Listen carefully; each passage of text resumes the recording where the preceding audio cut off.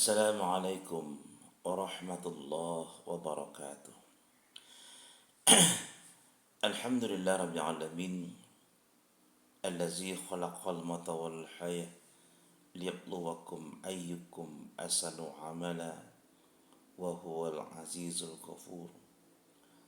Asyhadu an la ilaha illallah wa asyhadu anna Muhammadar Rasulullah sallallahu alaihi wasallam la nabiyya ba'da.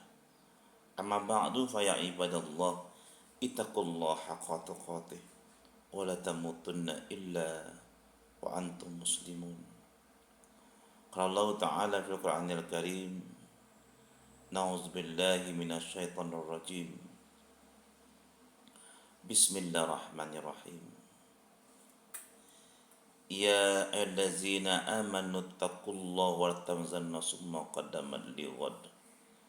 Wattaqullaha innallaha khabirum bima ta'malun. Wa qala aidan na'udzu billahi minasy syaithanir rajim. Allazi khalaqal mauta wal haya liyabluwakum ayyukum ahsanu amala wa huwal azizul ghafur. Faya ibadallah, ayah bunda, saudara-saudaraku dimanapun kita berada, pada hari ini kita lanjutkan kajian kita tentang muhasabah jiwa bagian yang kedua. Alhamdulillah, kepada Allah kita bersyukur. Salam salam dan Nabi Allah SAW. Allahumma salli ala Muhammad wa ala ali Muhammad. Percuma seorang sukses di dunia, punya rumah, punya pakaian yang indah-indah, punya mobil, punya jabatan dan pangkat, tetapi tidak sukses di akhirat. Sesungguhnya seluruh pembendaharaan dunia tersebut akan ditinggalkan. Tidak ada yang masuk ke dalam kuburan. Ini adalah kuburan yang ayah bunda sekalian, banyak modelnya, banyak bentuknya. Silakan hias dengan apapun jua.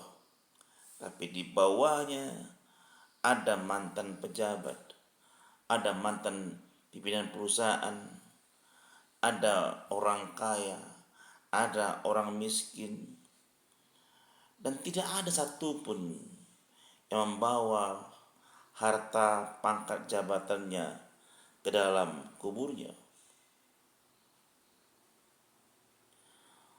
Oleh karenanya ayah bunda sekalian, kesuksesan di akhirat perlu kita cari. Jika kita sukses di dunia dan akhirat bisa diraih, maka ini pasti yang lebih bagus, ini lebih baik.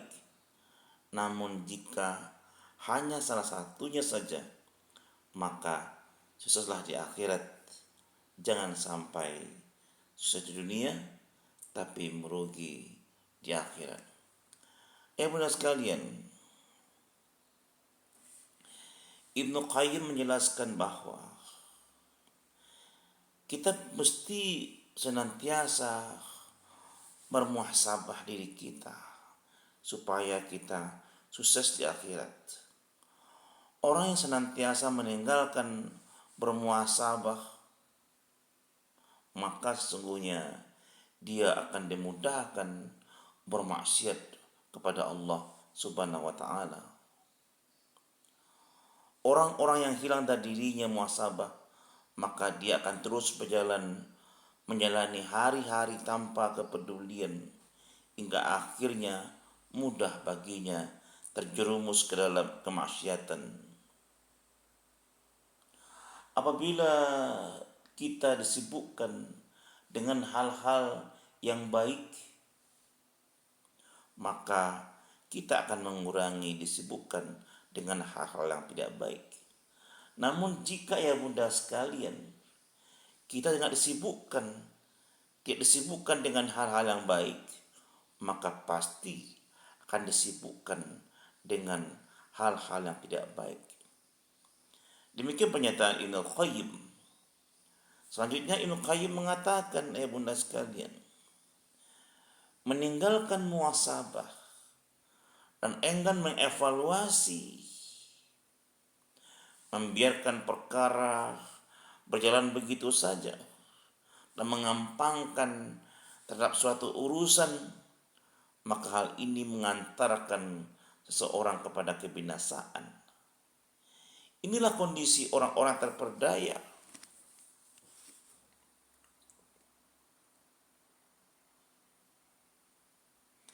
yang menutup mata dari berbagai kiblat, larut dalam keadaan, dan dia bersandar bahwa Allah Maha Pengampun, hingga akhirnya melalaikan untuk muhasabah jiwanya dan tidak melihat kepada akibat.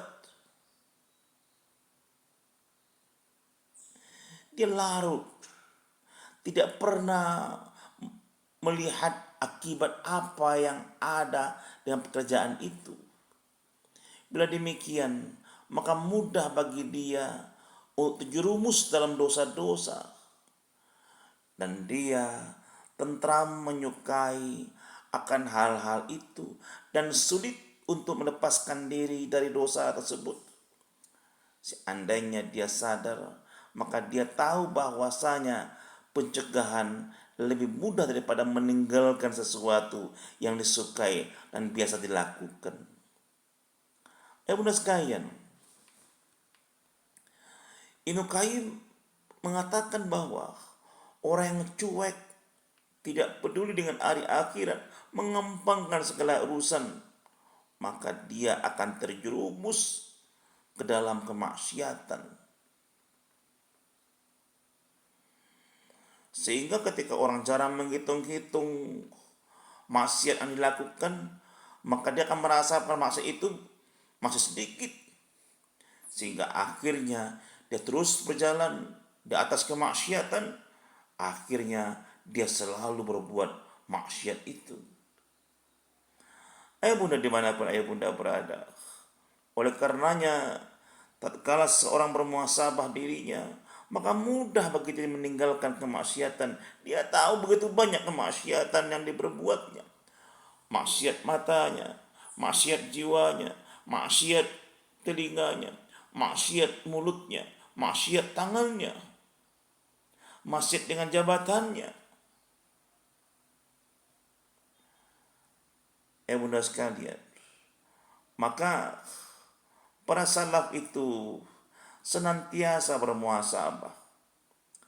Ada pernyataan dari Imam Ahmad dari Wahab, dia berkata, tak tertulis dalam hikmah-hikmah keluarga Daud bahwa wajib bagi seorang yang berakal agar tidak melalaikan dengan 4 waktu, yaitu di mana waktu di mana dia bermunajat dengan Rabb-Nya, dan waktu dia menghisap jiwanya, dan waktu yang dia bersama dengan teman-temannya yang memberitahukan tentang kesalahan-kesalahan dan jujur ke atas dirinya, dan waktu dia berdua antirinya dan kesenangan yang halal dan terpuji. Ada 4 waktu ya bunda sekalian. Yang pertama adalah waktu bermunajat dengan Rabb-Nya. Ayah bunda dimanapun ayah bunda berada, hendaklah kita memiliki waktu bermunajat dengan Rabb, sehingga meninggalkan dunia waktu itu. Dia meninggalkan istrinya sesaat, meninggalkan anak-anaknya, meninggalkan pangkat jabatannya, seperti dia dengan sholat-sholat sunnah, tengah malam dia bangun dan sebagainya, sehingga dia sisihkan waktunya, dia berikan waktunya bermunajat kepada Allah. Ada waktu khusus dari 24 jam itu, waktu bermunajat dengan Allah Subhanahu wa taala. Waktu bermuhasabah, Syekhul Islam Ibnu Taimiyah mengatakan bahwa seorang mukmin harus menyisihkan waktu dalam satu hari untuk dia menghisap dirinya, karena akan memberikan pengaruh kepada dirinya. Oleh karenanya, kata Ibnu Taimiyah, saya mengingatkan bahwa tidak perlu seseorang menyisihkan waktu 1 jam yang akhirnya memotong waktu kerja Anda. Tapi saya minta agar Anda menyisihkan waktu 3-5 menit saja pada waktu yang tepat. Seperti sore hari, sebelum tidur, sepertiga malam. Untuk bermuhasabah. Memikirkan dosa-dosa. Apa yang kita perbuat. Ketahuilah, kata beliau, bahwa ini adalah urusan sunnah yang sudah banyak ditinggalkan oleh orang-orang, padahal ialah wasiat para salaf untuk menghisap diri kita. Ada waktu, walaupun sebentar, tapi pasti tiap hari. Waktu-waktu khusus kita kepada Allah Subhanahu wa taala. Di sore hari, kata beliau, di tengah malam. Ada waktu ya. Berikutnya ayah bunda sekalian adalah ada waktu kita berkumpul dengan teman-teman. Teman-teman yang mana? Teman-teman yang baik, teman-teman yang jujur, sama-sama berjamaah. Jadi berkumpul teman-teman itulah bukan teman-teman di lapau misalkan. Bukan teman-teman si kantor yang ngomong masalah dunia saja. Tapi waktu kita berkumpul, cari orang-orang soleh. Cari orang-orang taat. Berkumpul dengannya. Bicara-bicara akhirat, bicara-bicara iman. Sehingga kita menyadari betapa kita masih lemah dalam ibadah kita. Kita menyadari bagaimana kita masih rendah amalan kita. Dan sebaliknya kita menyadari masih banyak maksiat kita. Yang terakhir adalah waktu bersenang-senang dengan cara yang halal. Bunda sekalian, maka perlu untuk kita bermuhasabah, karena itu bisa memberikan faidah bagi diri kita. Kita yang sebelumnya masih ghibah akan berhenti dengan muhasabah. Karena ghibah saja Allah katakan dalam firman-Nya surah Al-Hujurat, apa kata Allah? Wahai orang-orang yang beriman, jauhilah bagimu prasangka. Sesungguhnya prasangka itu dosa. Janganlah kamu mencari kesalahan orang lain. Jangan di antara kamu yang menggunjing. Apakah kalian mau memakan daging saudara kalian sudah mati? Tentu kamu merasa jijik. Bertakwalah kepada Allah. Sungguh Allah Maha Penerima Taubat dan Maha Penyayang. Orang penghibah disamakan dengan orang makan daging saudara yang sudah meninggal dunia. Makanya bunda sekalian, kita coba renungkan. Apa yang kita renungkan bunda sekalian? Sudah berapa banyak orang yang kita ghibahi? Berapa banyak yang kita ghibahi? Apakah tiap hari kita ghibahi? Duduk di pojok ghibahi orang, duduk di mana ghibahi orang. Maka perlu kita berkumpul dengan orang-orang baik. Sehingga tanpa ghibah. Inilah disebut dengan kumpul dengan teman-teman yang halal. Bukan kumpul perkara-perkara dunia. Ya bunda sekalian. Inilah 4 waktu ya bunda sekalian. Bagaimana kita bermuhasabah tentang diri kita. Kalau kita tidak menghisap diri kita, tentu kita akan pasti dihisap pada waktu suatu masa nantinya. Kalau Allah katakan ayah bunda sekalian dalam firman-Nya surah Al-Kahfi yang sering kita baca, dan letakkan kitab, lalu engkau akan melihat orang berdosa, mereka ketakutan terhadap apa yang tertulis dalamnya. Dan mereka berkata, betapa celakanya kami. Kitab apakah ini? Tidak ada tertinggal sedikit pun jua. Yang besar, yang kecil, semua tercatat. Dan maka pasti kalian dapati semuanya apa yang telah mereka kerjakan tertulis dalam kitabnya. Dan Tuhanmu tidak pernah menzalimi seorang hamba pun jua. Ya bunda sekalian, demi Allah, tidak ada satu pun jua yang tertinggal dari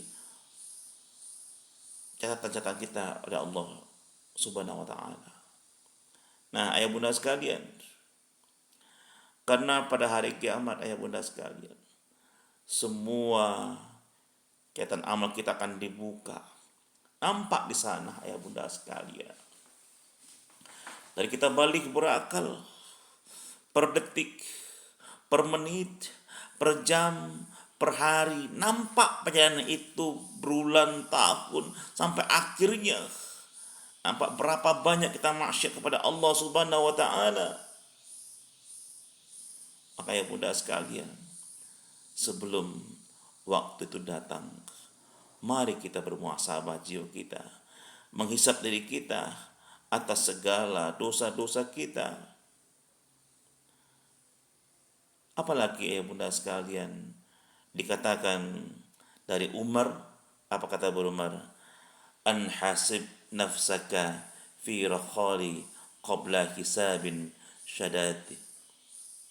Kata beliau, hisab dirimu dalam kondisi lapang sebelum datang persidangan Allah yang berat. Barang siapa yang menghisap jiwanya dalam kondisi lapang tentang hari hisab yang berat pada hari kiamat, maka perkaranya kembalikan kepadanya. Ya bunda sekalian, sungguh ya bunda sekalian, tidak ada yang melarang kita untuk bekerja, untuk berbanggalah dengan dunia, tidak ada. Tapi sibukkan diri kita untuk menghisap diri kita. Jangan sampai kebajikan dunia kita dapatkan, sementara kehidupan di akhirat kita tinggalkan. Ya bunda sekalian, itu dukanya kita pada hari ini. Ada waktu-waktu kita bermuhasabah kepada Allah Subhanahu wa taala. Walaupun hanya 3, 5, 10 menit sehari, senantiasa bermuhasabah kita dengan diri kita. Seberapa banyak dosa-dosa kita. Lalu kita istighfar kepada Allah. Dan kalau seandainya sedikit ibadah kita, tambah ibadah kita. Pertanyaannya, bagaimana cara kita bermuhasabah?